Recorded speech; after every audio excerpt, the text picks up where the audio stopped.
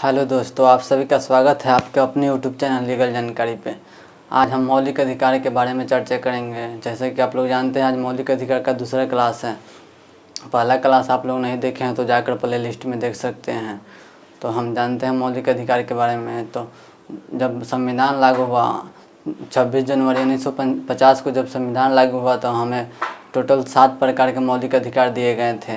लेकिन वर्तमान समय में हमें 6 ही मौलिक अधिकार प्राप्त हैं। एक मौलिक अधिकार संपत्ति के अधिकार को 44वां संविधान संशोधन 1978 में मौलिक अधिकार से निकालकर कानूनी अधिकार में डाल दिया गया।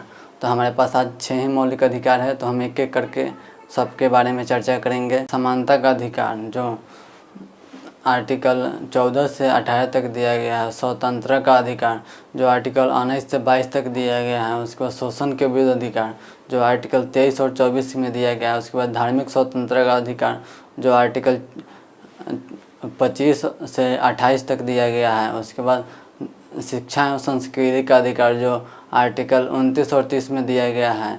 उसके बाद संवैधानिक उपचारों का अधिकार जो आर्टिकल 32 में दिया गया है। तो हम विधि के समक्ष समानता के बारे में बात करते हैं जो अनुच्छेद 14 से 18 तक दिया गया है। तो अनुच्छेद 14(1) में दिया गया है कि विधि के समक्ष समानता, इक्वलिटी बिफोर लॉ, यानी कि कानून के नज़र में सब समान हैं। कोई आप राजा हो या मजदूर हो, कानून के नज़र में सब एक समान है।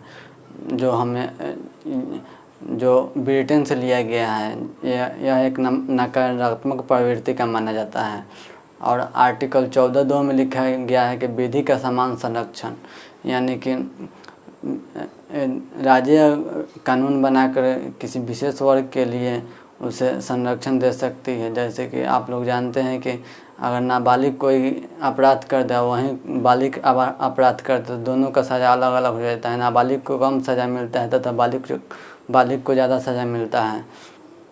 आर्टिकल 15(1) में लिखा गया है कि राज्य किसी भी व्यक्ति के साथ धर्म, जाति, लिंग, मूल वंश या जन्म स्थान के आधार पर भेदभाव नहीं कर सकती है। और आर्टिकल 15(2) में लिखा गया है कि राज्य में स्थित ऐसी सभी प्रकार की सार्वजनिक संस्थाएं सभी के लिए समान रूप से उपयोगी होगी। जैसे कि सरकारी जो भी सामान है वो सभी के लिए समान रूप से उपयोगी है। सरकारी सामान या संस्थाएं जो भी है जो सबके लिए समान रूप से उपयोगी होगी। और आर्टिकल 15(3) में लिखा हुआ है कि राज्य बच्चों और महिलाओं के लिए विशेष प्रावधान कर सकती है।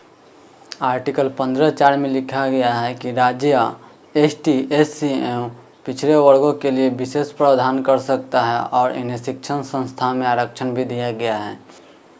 आर्टिकल 15(5) में एसटी, एससी एवं ओबीसी को उच्च एवं तकनीकी शिक्षा में आरक्षण दिया गया है। आर्टिकल 15(4) और आर्टिकल 15(5) में दिए गए आरक्षण का आधार सामाजिक एवं शैक्षिक पिछड़ापन है। आर्टिकल 15(6) में 103वां संविधान संशोधन 2019 के द्वारा EWS यानी जनरल वालों को आर्थिक पिछड़ापन के आधार पर शैक्षिक संस्थाओं में 10% आरक्षण दिया गया है। अब हम आर्टिकल 16 की बात करते हैं। तो आर्टिकल 16(1) में लिखा गया है कि राज्य सभी को लोक नियोजन में समान अवसर देगा, यानी कि अगर कोई भी सरकारी नौकरी निकलती है तो सरकार सभी को समान अवसर देगा। यह नहीं कि अपने चाचा के बेटे को, चाहे अपने जान पहचान को किसी को बोल दे कि हाँ नौकरी निकला हुआ है ले लीजिए, ऐसा नहीं है। उसके लिए वैकेंसी निकालेगा, सभी को समान अवसर प्रदान किया जाएगा। अनुच्छेद 16(2) में लिखा गया है कि राज्य लोक सेवाओं में नागरिकों के मध्य धर्म, जाति, लिंग, मूल वंश और जन्म स्थान के आधार पर भेदभाव नहीं करेगी। और आर्टिकल 16(3) में लिखा गया है कि राज्य लोक सेवाओं में निवास स्थान के आधार पर भेदभाव कर सकती है। जैसे कि आप देखते हैं कि अगर उत्तर प्रदेश में वैकेंसी निकलती है तो बिहार वालों के लिए आरक्षण नहीं दिया जाता है उसमें, और उसके बाद में जनरल में रखा जाता है। अनुच्छेद 16(4) में लिखा गया है प्रथम संविधान संशोधन 1951 में राज्य एसटी, एससी एवं पिछड़े वर्ग के लिए लोक सेवाओं में आरक्षण दिया है। अनुच्छेद 16 के 5 में 103वां संविधान संशोधन 2019 के द्वारा EWS यानी जनरल वालों को भी आर्थिक पिछड़ापन के आधार पर लोक सेवाओं में 10% आरक्षण प्राप्त है।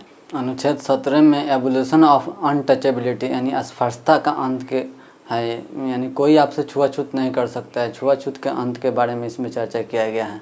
अनुच्छेद 18(1) में उपाधियों का अंत है, यानी कि कोई उपाधि धारण नहीं कर सकता है। और अनुच्छेद 18(2) में सिर्फ यह लिखा है कि सिर्फ शिक्षा एवं सेना में उपाधि दिया जा सकता है, यानी शिक्षा में आप PhD कर सकते हैं तो आपको डॉक्टर का उपाधि मिलेगा, और सेना में जैसे कि मेजर, जनरल, ये सब उपाधि दिए जाते हैं। और अनुच्छेद 18(3) में लिखा गया है कि अगर भारत का कोई नागरिक विदेशी उपाधि धारण करना चाहता है तो उसको पहले राष्ट्रपति से अनुमति लेनी होगी।